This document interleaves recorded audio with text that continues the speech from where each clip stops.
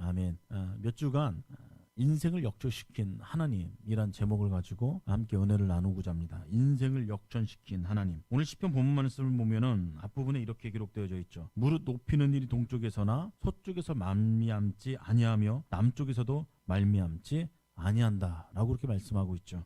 다시 말하면은 인간의 생각으로, 사람의 생각으로 높아지고 낮아지고 그거 되는 일이 아니라는 것입니다. 어떤 사람에 의해서, 어떤 영향력 있는 사람에 의해서 그 인생이 좌지우지 되지 않는다라는 말씀이에요. 이 말은 인생 역전하기 위해서 사람 의지하지 말라는 것입니다. 다른 것 의지하지 말라는 것이에요. 그 다음 절 뭐라고 고백되어 있어요? 오직 재판장이신 하나님이 일을 놔주시고 저를 돕히신다 라고 그렇게 기록하고 있죠. 인생 역전을 경험하고 싶으면은 누구를 의지해야 되느냐? 하나님 한 분만 의지해야 된다. 하나님 한 분만 의지해야 된다. 지금 시편 말씀을 통해서 그렇게 말씀하고 있다라는 것입니다. 이 본문 말씀을 계속해서 몇 주간 묵상하고 기억하시면서 인생을 역전시켜 주시는 하나님, 성경에 보면은 여러 인물들이 하나님의 은혜를 통해서 인생이 역전된 것을 발견할 수 있는데 그 신앙의 선배들을 살펴보면서 우리 인생도 동일하게 역전시키시는 하나님을 만나고 그 하나님을 고대하고 기대하고 기도하는 시간 되기를 주님의 이름으로 축복합니다. 오늘 그 첫 번째 시간으로 요셉이라는 인물을 살펴보려고 합니다. 요셉이라는 인물을 우리는 잘 알고 있습니다. 설교도 많이 들어봤고 또 이제 성경도 많이 읽어보셨기 때문에 요셉이 어떤 인생을 살아왔는지 잘 알고 계실 거예요. 요셉이 누구입니까? 야곱의 11번째 아들 아닙니까? 그런데 이 요셉이 정말로 비참한 인생을 살아갔다라는 것이에요. 말로 할 수 없는 힘든 인생을 살아갑니다. 바닥을 기어 다닌 인생이라는 표현을 써도 맞을 거예요. 사람 취급 못 받고 짐승 취급 받으면서 요셉이 살아가지 않았습니까? 근데 이 요셉이 애굽의 총리가 되는 인생 역전을 경험하게 된다는 거예요. 인생이 완전히 뒤바뀌었다는 것이죠. 누가 요셉이 애굽의 총리가 될 것이다 그렇게 상상이나 했겠습니까? 본인도 상상 못했을 거예요. 기대조차 못했을 것입니다. 요셉을 가장 사랑하는 아버지조차도, 야곱조차도 그것을 생각하지 못했을 거예요. 그리고 물론 그를 미워한 형제들, 또 그의 삶의 여정에서 만난 여러 명의 사람들이 요셉이 인생이 역전되어서 애굽의 총리가 됐다라는 것, 상상조차 못할 일이었다라는 것이에요. 근데 인생이 역전된 것이요, 애굽의 총리가 된 것입니다. 누가 그렇게 하신 것입니까? 하나님께서 하신 줄 믿으시길 바랍니다. 하나님께서 그렇게 하셨다라는 것이요. 하나님께서 요셉의 인생을 역전시킨 하나님께서는 이 시대를 살아가는 저와 여러분들의 하나님임을 기억하시길 바랍니다.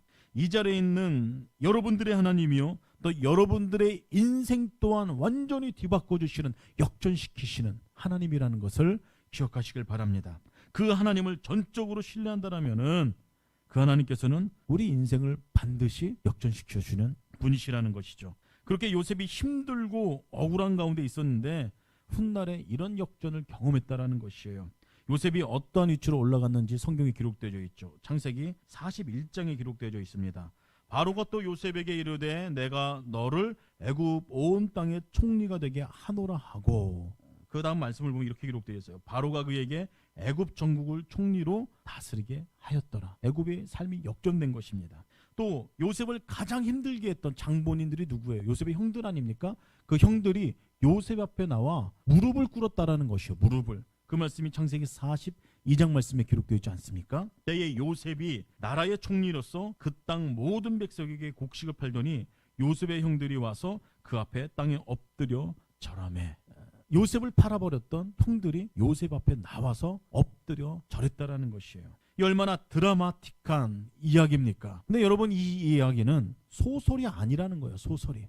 실제로 있었던 사건이라는 겁니다. 실제로 있었던 일이에요. 그런데 이 요셉이 무엇 때문에 역전을 했고, 하나님께서 무엇 때문에 요셉에게 인생 역전의 승리를 주셨는가라는 거예요. 하나님께서 이유가 있기 때문에, 분명히 어떠한 이유가 있기 때문에 요셉의 인생을 완전히 뒤바꿔 놓으셨다는 겁니다. 가만히 있는 요셉을 역전시킨 게 아니라는 것이에요. 요셉에게 인생의 역전을 주신 이유가 분명히 있다라는 것이에요. 오늘 그것을 살펴보고 함께 은혜를 나누고 기도하는 시간 가지려고 해요. 첫 번째는 요셉은 어떠한 상황 가운데서도요 불평하지 않는 인생이었다라는 것을 기억하시길 바랍니다. 하나님은 그런 요셉의 모습을 보고 감동을 하신 거예요. 감동을. 불평하지 않는 요셉의 인생 가운데에 내가 저 인생 완전히 바꿔서 축복을 줘야겠다. 하나님께서 그렇게 마음을 먹으신 겁니다. 억울해도 요셉은 불평하지 않았다라는 것이에요. 여러분 시편 37편 1절, 7절, 8절 말씀 보면 이런 말씀이 기록되어 있습니다. 우리에게 간곡히 부탁하는 주님의 말씀이 기록되어 있어요. 제가 읽어드리도록 하겠습니다. 악을 행하는 자 때문에 불평하지 말며 불의를 행하는 자들을 시기하지 말지어다. 7절 8절입니다. 여호와 앞에 잠잠하고 참고 기다리라. 자기 길이 형통하며 악한 꾀를 이루는 자 때문에 불평하지 말지어다. 분을 그치고 노를 버리며 불평하지 말라. 오히려 악을 만들 뿐이라 라고 그렇게 기록되어 있죠. 여러분 요셉을 시기하는 형들이 작당을 해서 요셉을 죽이려고 하다가 끝내는 노예로 팔아버리게 되죠. 요셉의 그때 그 심정이 어떻겠습니까? 굉장히 억울하고 답답하고 화가 나고 두렵지 않겠어요? 그런데도 요셉은 불평하지 않았다는 것입니다. 보디발의 집에 갑니다. 거기서 열심히 최선을 다해서 일을 하죠. 그러다가 보디발의 아내가 유혹하지 않습니까? 그런데 요셉의 그 상황을 이겨냈다라는 것이에요. 이겨냈다라는 것이에요. 그런데 보십시오. 요셉의 인생이 잘 풀려되는데 점점점 더 꼬여만 갑니다. 억울하게 감옥에 가요. 그런데도 요셉은 불평하지 않았다라는 것입니다. 요셉은 말끔 불쌍한 일이 많고 불평한 일이 많았던 인생이 어디 있겠습니까? 속상한 일 많았던 사람, 요셉의 인생 아니었겠어요? 그런데도 요셉은 불평했던 이야기가 성경에 기록되지 않았다라는 것이에요. 여러분 그 모습에 하나님께서 감동받으신 거예요. 감동받으신 거예요. 우리들의 모습을 보십시오. 우리들의 삶의 모습을 보면은 불평거리들이 얼마나 많이 있습니까? 눈을 뜨면 불평할 것들이 참 많이 있지 않습니까? 근데 그것을 사단이 뿌려놓기도 합니다. 아니면 혹은 하나님께서 그 불평거리를 던져놓을 때도 있죠. 우리 인생들은 아무튼 불평거리로 가득한 그런 상황 가운데, 그런 세상에서 우리들은 하루하루를 살고 있습니다. 근데 여러분, 근데 그것이 중요한 것이 아니라 그런 일이 있어도, 불평거리가 있어도, 억울한 일이 내 앞에 있어도, 이해 안 되는 일이 내 앞에 펼쳐질지라도 하나님을 감동시키는 사람들이 있다라는 것이에요. 하나님을 감동시키는 성도들이 있는데 그 성도들의 첫 번째 특징이 뭐냐면 요셉처럼 불평하지 않는 인생이다 라는 것입니다. 요셉은 불평하지 뿐만 아니라 노예로 살면서 또 감옥에 살면서 하루하루를 삶을 살아내면서 힘든 인생을 살아가면서 정말로 정직한 삶을 살았어요. 바른 인생을 살았어요. 하나님을 믿는 사람이었기 때문에, 하나님을 아는 사람이었기 때문에 요셉은 정말로 바른 길을 걸어가도록 노력했던 사람입니다. 근데 참 재미있는 일들이 벌어진다는 것이에요. 하나님 앞에, 사람 앞에 정말로 부끄럼 없이 정직하게 살아가는데 삶은 계속해서 공고해지는 것입니다. 힘들어지는 것이에요. 계속해서 큰 어려움이 닥쳐온다라는 것이에요. 형들에게 팔려 보디발의 집에 갔죠. 그것을 얼마나 열심히 살았습니까? 그런데 감옥으로 가는 어려움을 당했다라는 것이에요. 보디발의 집에서 열심히 살고 성실하게 살고 사람들로부터 칭찬을 받았어요. 그렇다면은 삶이 더 나아져야 되는데, 형편이 더 풀려지고 나아져야 되는데 누명을 쓰고 감옥에 갔다라는 겁니다. 그것도 왕의 제수들이 가는 그런 감옥에 갔어요. 영목군들이 가는 감옥. 바르게 성실하게 정직하게 살아도 일이 꼬이는 것입니다. 잘 안 되는 것이에요. 여러분 그 정도면 하나님 앞에 불평 한마디 정도 할 수 있는 것 아닙니까? 하나님 사람들이 비웃겠어요. 사람들이.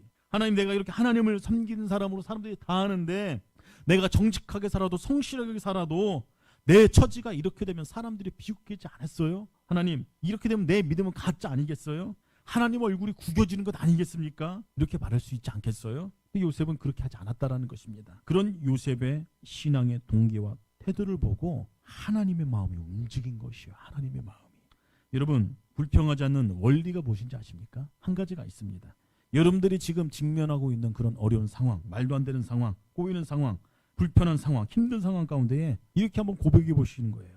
이 경험은 하나님께서 나에게 주신, 나만이 할 수 있는 하나님께서 허락하신 정말로 귀한 경험이다 말이다. 이 경험은 나만이 할 수 있는 하나님께서 주시는 귀한 경험이다라고 그렇게 마음을 먹는 거예요. 결단을 하는 겁니다. 그리고 이 특별한 아픔과 고통과 이 상처들의 경험이 분명히 훗날에는 간증거리가 될 것이다라고 선포하는 겁니다. 그것을 기억하는 것이에요. 그것을 기대하는 것이에요. 그것을 상상하는 것이에요. 지금 내가 겪고 있는 이 어려움은 반드시 하나님께서 이 상황을 뒤엎으셔서 훗날에는 분명히 간증거리가 되게 만드실 것이다. 그것을 기대하는 것입니다. 그것을 상상하면서 하루하루를 살아내시는 것이에요. 그러면 견딜 수 있다는 것이에요.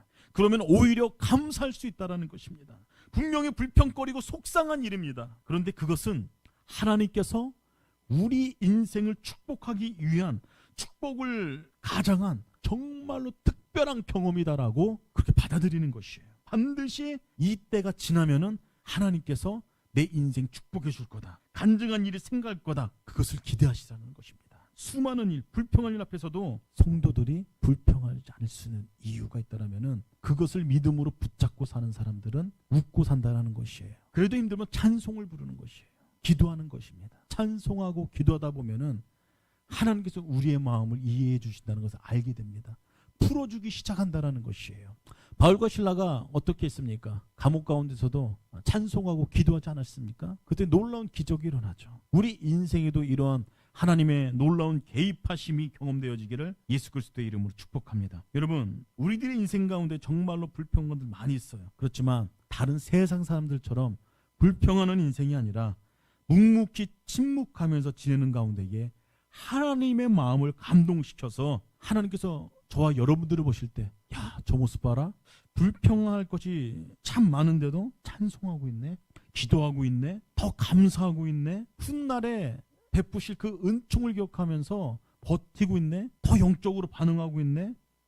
그 모습을 하나님께서 보신다라면은 그 인생 반드시 축복해 주시고 그 인생을 역전시켜 주신다라는 사실을 기억하시길 바랍니다. 그런 인생이 얼마나 멋있는 인생이 되겠어요. 그런 인생의 주인공이 되기를 다시 한번 주님으로 축복합니다. 두 번째로 요셉의 인생이 역전된 이유가 있습니다. 불평하지 않은 것뿐만 아니라 요셉은 참고 기다리는 사람이었다라는 것을 여러분 기억하시길 바랍니다. 참고 기다립니다. 미래가 보이지 않고 불투명해도 끝까지 참고 기다렸다라는 것이에요. 포기하지 않습니다. 편법도 쓰지 않았어요. 끝까지 참고 기다리는 것이 요셉의 삶의 방식이었습니다. 하나님 앞에 그렇게 살아갔다라는 것이죠. 근데 그냥 참고 기다리지 않았습니다. 무슨 일이 있었냐면 비방과 억울함이 계속해서 있었어요. 그래도 참고 기다렸어요. 화가 나죠. 그래도 참고 기다렸습니다. 다시 말씀드리겠어요. 상황이 힘든 건 우리가 불평하지 않고 잘 버틸 수도 있습니다. 힘들어도 잘 지낼 수가 있어요. 거기까지는 우리가 할 수 있습니다.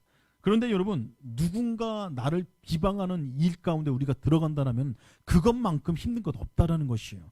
그것만큼 못 참는 것 없다라는 것입니다.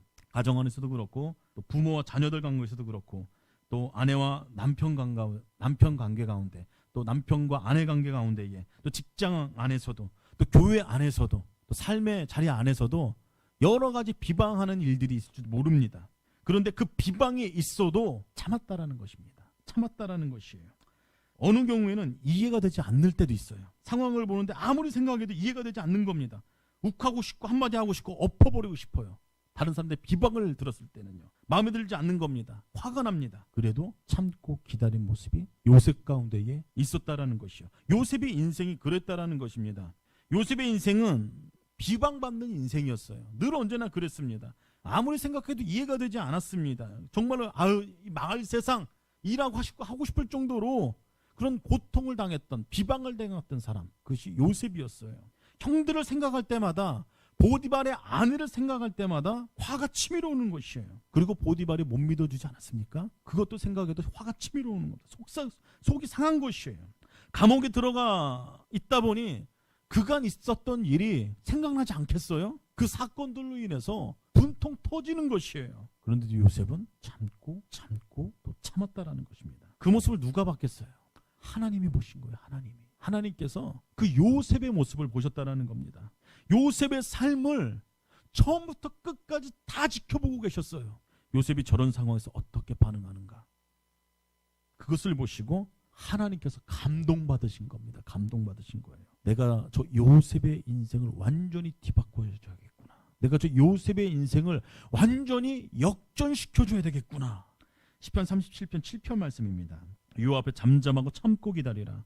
자기 길이 형통하며 악한 꾀를 이룬 자 때문에 불평하지 말지어다. 참고 기다리는 사람이 승리한 줄 믿으시길 바랍니다. 참고 기다리는 사람이 참된 승리자인 것이에요.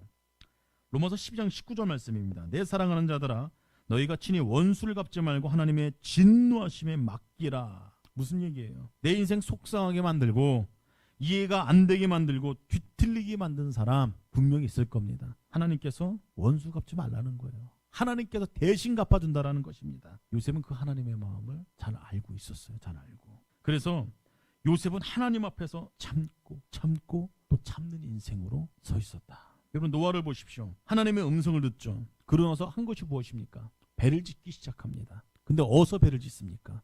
상식적으로 하면 바닷가 근처에서 배를 짓는 게 상식이에요. 그런데 바닷가가 아닌 산꼭대기에다 배를 만들기 시작하지 않습니까? 사람들이 그 모습 보면서 얼마나 비난했겠어요. 상상하지도 못할 비난을 노아가 받았다라는 것입니다. 아이고 저 정신 나간 노인네 이제 미쳤어. 지금 노아는 하나님께서 말씀하셨기 때문에 그 말씀에 순종해서 산에다가 배를 짓고 있는 것이에요. 근데 정작 돌아온 것은 비난이었다는 거예요. 비난. 여러분 비난받는 것을 쉽게 생각하지 마십시오. 비난받는 것만큼 힘든 일 없다라는 것입니다. 여러분 비난받으면 하루 이틀 단시간이면 괜찮습니다. 근데 이것이 계속해서 지속되면은요 인격이 뒤틀리기 시작합니다. 인격이 뒤틀리기 시작해요. 심각하면은 자살하게 이르기까지 하는 것이 비난입니다. 비난이 계속되어지면 자살하는 사람 한둘이 아니에요. 주변에 많이 봤어요. 연예인들도 그렇지 않습니까? 비난받고 자살하는 사람 얼마나 많이 봤어요. 그런데 여러분 보십시오. 그런 비난이 계속되어집니다. 근데 노아는 어떻게 했어요? 참고 또 참고 자기의 일을 묵묵하게 해나갔다라는 것이에요. 근데 얼마를 참느냐? 한 달, 두 달이 아니라는 것입니다. 1년, 2년이요? 그거 아니에요. 10년, 20년? 아닙니다. 무려 100년을 참았다라는 것입니다. 100년을. 여러분은 어떻습니까? 얼마나 참으셨어요? 얼마나 또 참고 계십니까? 노아는 100년을 참았습니다. 그렇게 인내하는 노아를 하나님께서는 인류에서 살아남게 하셨고 노아를 통해서 다시 인류를 시작하게 하셨어요. 가족을 구원하고 인류를 다시 시작한 그 인생의 역전을 노아에게 허락해 주셨다는 것입니다. 우리들의 인생도 동일하다는 것이에요. 불평하지 않고 거기서뿐만 아니라 더 나아가 인내하고 참고 기다릴 때에 하나님께서 그 모습 보시고 감동하신다라는 거예요. 감동하신다. 그러면서 하나님 마음 잡수시는 거예요. 내가 저의 인생을 완전히 역전시켜줘야 됐다. 역전시켜줘야겠다. 저 여러분들을 그 인생 역전의 주인공이 다 되기를, 특별히 여러분의 자녀손들에게 그 축복이 임하기를 예수 그리스도의 이름으로 축복합니다. 마지막으로 하나님께서 요셉을 삶을 역전시킨 이유가 있습니다. 그것은 뭐냐면은 요셉은 비전의 사람이었기 때문에 하나님께서 그의 인생을 바꿔놓으셨다라는 것이에요. 요셉은 비전의 사람이었습니다. 비전의 사람이었어요. 여러분 성경에서 여러분 요셉의 삶을 잘 아실 것입니다. 10대 때 인생 정말로 엉망되고 꼬였다가 30대 때 인생 대박난, 총리가 돼서 인생 대박난 그런 인생을 산 요셉의 내용이, 삶의 내용이, 그 내용이 성경에서 말하고 싶은 그 내용이 아니라는 것이에요. 요셉이 인생이 정말로 멋있었던 이유가 있습니다. 하나님께서 그를 사용하셨던 정말 큰 이유가 하나가 있었어요. 그것은 요셉은 비전의 사람이었다라는 것인데, 요셉의 비전이 무엇이었냐면요, 하나님의 언약 가진 약속의 말씀을 요셉이 기억하고 있었다라는 것이에요. 그래서 그 하나님의 약속, 즉 하나님의 비전을 자신의 비전으로 삼고 끝까지 인생을 참고 버티고 인내하고 살았다는 것입니다. 하나님의 약속을 말씀을 기억하면서 그것을 믿고 기도하면서 고대하면서 살았던 인생이 바로 요셉의 인생이었다라는 것입니다. 그래서 자신이 비전이 무엇인지 알았고, 그래서 그 비전을 따라 살았던 모습을 가졌던 사람이 바로 요셉이었다라는 것이에요. 여러분 요셉의 삶 안에는 하나님께서 주신 정말로 큰 그림이 있었어요. 큰 비전이 있었습니다. 그리고 그것은 하나님의 비전이었다는 것이죠. 요셉은 이것을 정말로 선명하고 명확하게 알고 있었어요. 요셉은 애굽에서 지위가 총리였습니다. 총리 대신이었어요. 잘 나가는 인생이었습니다. 부러울 것 없는 인생이었어요. 무엇이 더 부럽고 무엇이 더 바랄 것이 있겠습니까? 여러분 인간적으로 생각해 보면은 적당히 자기네 식구들을 애굽의 요직에 앉히고 대대손손 떵떵거리면서 부귀 영화를 누려도 될 수 있는 그런 상황이었다는 것이에요.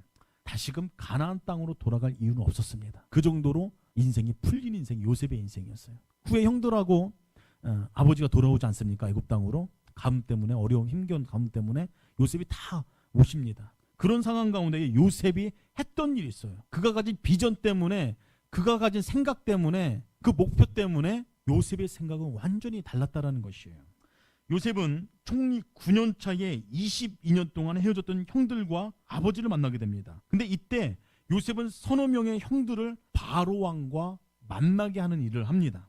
그때 그들에게 어떤 말을 건네줘, 언지를 줍니다. 그게 무슨 말인고 하니 왕을 만나서 꼭 이 말을 하라는 것입니다. 그 말이 무슨 말이냐면은 우리는 목축업에 종사했던 사람들입니다 라는 말이에요. 그리고 그것도 조상 대대로 목축업을 우리는 했습니다 라고 하는 말을 하라고 시킨 것입니다. 그리고 이 땅에서도, 애굽 땅에서도 목축업에 우리가 종사하겠습니다 라고 하는 말을 꼭 하라는 것이에요. 형들은 동생 요셉이 시키는 대로 그 말을 바로왕한테 합니다. 바로왕은 그 말을 듣고 너무 놀란 것이에요. 너무 충격받은 것입니다. 이유가 뭔지 아십니까? 그 말 한마디 때문에 애굽에 있는 왕족들과 귀족들과 요셉의 가족들이 혼인할 수 있는 모든 가능성을 차단시켜버린 것이에요. 당시 애굽에서는요, 목축업을 하는 사람들을 가장 천민으로 여겼다고 합니다. 해서는 안 된 일이에요.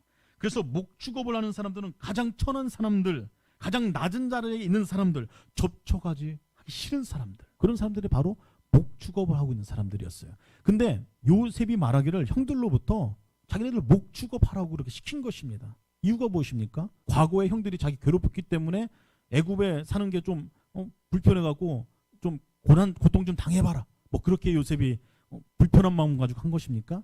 그런 것 아니라는 것입니다. 우리가 목축업을 하는 사람들입니다 라고 말하는 데는 분명한 목적과 의도가 있다는 것입니다. 이스라엘 백성들은 애굽 땅에서 정착할 사람들이 아니라는 말이에요. 이스라엘 백성들은 이 땅에서 잠시 머물다가 떠나야 될 백성이라는 사실을 요셉은 분명하게 알았다는 것입니다. 지금은 기근 때문에 이렇게 살지만 앞으로는 하나님께서 언약하신 약속의 땅인 그 가나안 땅, 젖과 꿀이 흐르는 땅으로 반드시 돌아가야 된다. 왜요? 하나님께서 말씀하셨기 때문에, 그것이 하나님의 비전이기 때문에, 그것이 하나님의 마음이기 때문에, 그것을 요셉은 명확하게 알고 있었기 때문에 요셉이 그렇게 작업을 한 것입니다. 이스라엘 백성들은 애굽에 뿌리를 두고 애굽 사람과 동화되어서 살아갈 존재가 아니라는 것이에요. 그래서 고센 땅에 모여서 살게 하죠. 언젠가는 이곳을 떠나야 한다는 것을 요셉은 명확하게 알고 있었다는 것입니다. 그것이 하나님의 뜻이었고, 이스라엘 백성들 가운데 약속하셨던, 선조들에게 약속하셨던 하나님의 언약이요, 약속이었기 때문이에요. 보십시오. 이것을 요셉이 가장 큰 비전으로 삼았다는 것이에요. 이것을 성취하실 하나님을 어려서부터 알았다라는 것이에요. 그것을 기억하고 참고 인내하고 계속해서 하나님을 신뢰하면서 인생을 달려갔다는 것입니다. 만약에 여러분 요셉이 이 순간 그 선택을 하지 않았더라면요, 성경은 창세기로 끝날지도 모릅니다. 왜냐하면 출애굽할 이유가 없기 때문인 것이에요. 그래서 이 사건은 창세기에서 출애굽으로 이어지는 정말로 중요한 사건이기도 한다는 것입니다. 여러분, 아무리 안 그런 척해도 사람들이 가장 소중하게 여기고 목적이 있다라면 그거는 권력이요, 재물 아닙니까? 권력과 재물을 위해서라면은 사람들은 어떠한 선택도 마다하지 않는다라는 것이에요. 요셉 총리는 총리 9년 차인지라 풍년이 7년이 끝났고 흉년이 2년이 지났고 이 흉년이 5년이 남은지라 애굽에 살아있는 권력자였습니다. 애굽에 살아있는 권력자였기 때문에, 실세였기 때문에 이 조례 찬스에 애굽의 왕족 가문이 될 수 있었고 귀족 가문이 될 수 있었던 그 조례 찬스에 그 모든 것을 다 내려놨다라는 것이에요. 권력을, 재물을 선택하지 않았다라는 것입니다. 하나님께서 그 모습 보셨겠어요? 안 보셨겠어요? 다 보시고 계셨어요. 그리고 하나님도 그 모습을 보셨지만 한 사람이 요셉의 그 모습을 보고 있었다라는 것입니다. 누가 봤겠어요? 바로왕이 봤다라는 거예요. 바로왕이 보면서 야, 저 요셉의 인생이 참 멋지구나 라고 감동받은 겁니다. 야, 저 친구는 삶의 목적이 다르구나, 다른 사람들하고는 완전 다르구나. 아마 바로는 그날 밤 그 요셉의 그 모습을 보고서 밤잠 못 이뤘을 것입니다. 왜요? 저 사람 정말 멋진 사람이구나, 그렇게 생각했기 때문이에요. 그래서 바로왕은 요셉에게 계속해서 그 이후에 권력을 맡깁니다. 부자지간에도 여러분 나눌 수 없는 것이 권력 아닙니까? 아버지가 가지고 있는 권력을 빼앗고 싶은 것이 권력이에요. 아들이 가지고 있으면 아버지가 빼앗고 싶은 것이 권력이에요. 이 시대가 그러지 않았어요? 근데 요셉은 50년 이상 유지할 수 있는 그 권력을 송두리째 내려놨다라는 것이에요. 그러니 바로 왕의 눈에 이 요셉이 어떻게 보였겠습니까? 너무너무나 멋있는 사람으로 평가된 것이에요. 그렇게 보인 것입니다. 그래서 요셉에게 권력을 계속해서 맡기게 됩니다. 이번 후에 보면 야곱이 애굽에 온 지 17년 만에 죽습니다. 흉년이 지나고 12년이 지났다라는 것이에요. 그리고 야곱이 죽고 야곱이 유언하게 되죠. 자신의 시신을 가나안 땅에 묻어달라라고 그렇게 예언을 하게 됩니다. 유언을 하게 됩니다. 그리고 야곱이 죽고 난 다음에 요셉이 장례를 치르는데 70일 동안 장례를 치르죠. 근데 보십시오. 애굽의 권력자들이 조문 오기 시작했다라는 것이에요. 이것은 무엇을 뜻하냐면요. 요셉의 권력이 아직도 살아있다라는 것을 뜻한다라는 것입니다. 뿐만 아니라 요셉의 아버지의 야곱의 시신을 모시고 가나안 땅까지 갔다 옵니다. 근데 이때 애굽의 실제 권력자들이 전부 다 뒤따라갔다라는 것이에요. 요셉의 권력이 세월이 지나도 아직까지 살아있다는 것을 의미해요. 권력의 주인이 바로 왕입니다. 그 바로 왕이 그 권력을 요셉에게 맡겼다는 의미예요. 여러분, 요셉은 자신의 위치를 이용하는 사람이 아니었다라는 것입니다. 권력을 이용해서 한번 잘 살아보자, 그런 사람이 아니었다라는 것입니다. 하나님의 뜻을 알았어요. 하나님의 큰 그 비전을 알았습니다. 그 약속을 알았어요. 그 약속의 말씀이 기준이 되었어요. 그래서 그 말씀을 따라 살아가는 사람이 바로 요셉이었습니다. 그 비전이 있었기 때문에, 그 큰 청사진이 있었기 때문에 정말로 주님 옆에 겸손했어요. 그 언약의 말씀을 바라보면서 살아갔어요. 그래서 인생이 그렇게 꼬여 있어도 그 언약을 성취하시는 분이다라는 그 큰 비전을 가지고 있었기 때문에 요셉은 참고 기다리고 가나안 땅에 소망을 두면서 애굽 땅에서 삶을 살아냈다라는 것입니다. 여러분, 요셉은 애굽 땅에서 100세 때 죽죠. 죽음을 맞이합니다. 성경에 이렇게 기록되어 있어요. 요셉이 죽음에 110세에 죽습니다. 110세의 죽음에 그들이 그의 몸에 향제를 놓고 애굽에서 입관했다라고 그렇게 기록되어 있어요. 그리고 요셉의 비전인 동시에 하나님의 비전은 정확하게 죽음 이후에 400년이 흐른 뒤에 요셉의 비전이 성취됩니다. 400년 후에 히브리인들이 출애굽을 하게 되죠. 출애굽을 할 때 요셉의 해골을 취합니다. 그 해골을 취해서 가나안 땅으로 향했다라고 출애굽 13장 말씀에 그렇게 기록되어 있어요. 제가 그 말씀을 읽어드릴게요. 출애굽 13장 19절 말씀입니다. 모세가 요셉의 유고를 가졌으니 이는 요셉이 이스라엘 자손으로 단단히 맹세하게 하여 이르기를 하나님이 반드시 너희를 찾아오리라 하시니 너희는 내 유고를 여기서 가지고 나가라 하였음이더라. 그렇게 말씀하고 있어라는 것이에요. 모세는 요셉의 유해를 운반해서 세겜 땅에 묻죠. 요셉이 그토록 바랬던 그 큰 비전은 400년 후에, 죽음 이후에, 그것도 오랜 시간에 걸쳐서 성취됐다라는 것이에요. 여러분, 요셉은 이 일들을 소망했습니다. 이 일들을 고대하면서 불평하지 않고 참고 인내하고 하나님을 신뢰하면서 삶을 살아냈다라는 것이에요. 여러분, 지금도 하나님께서는 꿈이 있으십니다. 그 꿈을 이루기 위해서 놀라운 일을 행하셨어요. 그것은 다름이 아닌 온 땅과 열방이 하나님 품으로 돌아오게 된다는 것을 여러분 기억하시길 바랍니다. 타락한 인생들을 구원하시는 그 큰 비전을 하나님께서 마음 가운데 품고 계신다는 거예요. 그래서 성경대로 예수님께서 이 땅에 오셨고 고난당하시고 죽으시고 부활하셨고 예수님께서 다시 오신다라는 사실인 것이에요. 그리고 그것을 우리는 믿고 기다리고 그 하나님의 비전을 이루어드리는 인생을 살아내야 된다는 것입니다. 이 큰 비전 아래, 큰 그림 안에 우리가 아래 있다라면은 우리들의 인생 가운데 아무리 힘들고 어려운 일이 있어도 참을 수 있다는 것입니다. 버틸 수 있다는 것이에요. 감사할 수 있다는 것입니다. 하나님의 비전이 무엇이냐면은 그건 계시록 말씀에 기록되어 있습니다. 제가 그 말씀을 읽어드릴게요. 마지막 때의 계시록의 한 장면을 하나님께서 보기를 원하세요. 계시록 7장 9절에서 12절까지의 말씀입니다. 이후에 내가 보니 각 나라와 족속과 백성과 방언에서 아무도 능히 셀 수 없는 큰 무리가 나와 흰 옷을 입고 손에 종려 가지를 들고 보좌 앞과 어린 양 앞에 서서 큰 소리로 외쳐 이르되 구원하심이 보좌에 앉으신 우리 하나님과 어린 양께 있도다니 모든 천사가 보좌와 장로들과 내 생물의 주위에 서 있다가 보좌 앞에 엎드려 얼굴을 대고 하나님께 경배하여 이르되 아멘. 찬송과 영광과 지혜와 감사와 존귀와 권능과 힘이 우리 하나님께 세세토록 있을지어다. 아멘이라고 기록되어 있어요. 이게 무슨 말씀입니까? 마지막 때에 하나님께서 보고 싶은 장면 아닙니까? 온 세계 온 민족 구원받은 하나님의 백성들이 나와서 하나님을 찬송하는 그 모습을 묘사하고 있는 것이에요. 그 사람이 셀 수 없다라고 이야기하는 것입니다. 그 모습을 하나님께서 보고 싶다라는 것이에요. 여러분, 하나님의 백성이라면은 하나님의 비전을 품고 그것을 가지고 이 땅을 살아내는 사람들입니다. 사랑하는 성도 여러분, 이 하나님의 비전을, 이 하나님의 꿈을 취하시길 바랍니다. 그리고 이 비전을 따라, 이 목적을 따라 하루하루의 삶을, 주 얼굴 뵙는 그날까지의 삶을 달려나가십시오. 그렇다면은 우리들의 삶의 목적이 달라진다는 것이에요. 삶의 목적이 다른 사람은 견딜 수 있어요. 참을 수 있어요. 버틸 수 있어요. 그런 모습을 하나님께서 보신다라는 것이에요. 그래서 하나님께서 감동받으시고 그 인생 반드시 역전시켜 주신다는 사실을 기억하시길 바랍니다. 이 축복이, 이 인생의 역전의 경험이 요셉의 삶을 들어서 사용하셨던 이 하나님의 은혜가 여러분들의 인생 가운데에, 자녀손들 가운데 깃들기를 예수 그리스도의 이름으로 축복합니다. 시간 다 함께 한번 기도하는 시간 갖도록 할게요. 하나님,